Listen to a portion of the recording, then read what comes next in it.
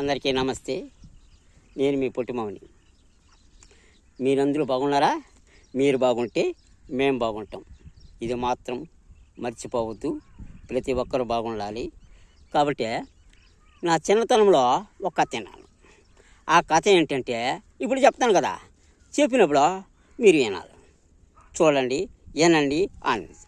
విన్నవాళ్ళు బాగుంటే కామెంట్ చేయండి, బాగలేకపోతే చిన్నగా నవ్వి ఆనందించండి. అంతే కదా? ఓకే. మీకు తెలుసుంటే ఆనందించండి, తెలియకపోతే చూసి విని ఆనందించి చిన్న కామెంట్ పెట్టండి. ఇది మాత్రం వాస్తవం. ఓకే, ఇప్పుడు కథలోకి వెళ్దాం.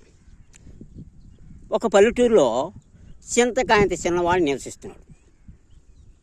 వాడు టెంకాయంత 10th క్లాస్ పాస్ అయ్యాడు. వాడికి వెంటనే ఉల్లగడ్డంత ఉద్యోగం వచ్చింది. ఉద్యోగం వస్తే ఉద్యోగానికి పోయి వస్తుంటే దారిలో వాడికి వంకాయ అంత వజ్రం దొరికింది. వంకాయ అంత వజ్రాన్ని చూసి కూడా సంతోషపడిపోయా. ఈ వజ్రాన్ని ఎట్ట చెయ్యాలా అని ఆలోచించాడు. వాడికి ఒక ఐడియా వచ్చింది. అంతే, మొదటి నెల జీతం డబ్బు తెచ్చి బీరకాయంత బీరును కొన్నాడు. బీరకాయంత బీరును కొని ఈ వంకాయంత వజ్రాన్ని అందులో పెట్టి తాటికాయంత తాళం వేసినాడు. ఇదంతా దోసకాయంత దొంగ ఏదో చూస్తున్నాడు. దోసకాయంత దొంగ ఏదో చూసి ఊరుకోకుండా తాటికాయ తాళాన్ని పగలగొట్టి బీరకాయంత బీరును తెరిచి వంకాయ వజ్రాన్ని పట్టుకొని వెళ్ళాడు. అదంతా మునక్కాయంత ముసులు చూసింది. మునక్కాయంత ముసులు చూసి ఊరుకోకుండా పొట్లకాయంత పోలీసు వాడితో ఈ సంగతి కాస్త చెప్పింది.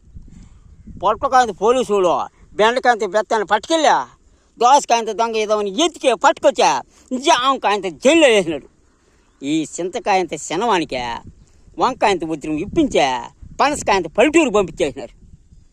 ఈ దోసకాయంత దొంగ ఎదవా, జామకాయంత జైల్లో ఉన్న దోసకాయంత దొంగ ఎదవా సొరకాయంత సొరంగు చేసుకునే తప్పించుకొని వెళ్ళాడు. ఇది కథ. విన్నారా? బాగుండదా? బాగుంటే లైక్ చేయండి, షేర్ చేయండి.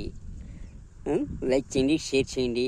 గంటను మాత్రం మర్చిపోకుండా టాంగులు కొట్టండి, సబ్స్క్రైబ్ చేయండి.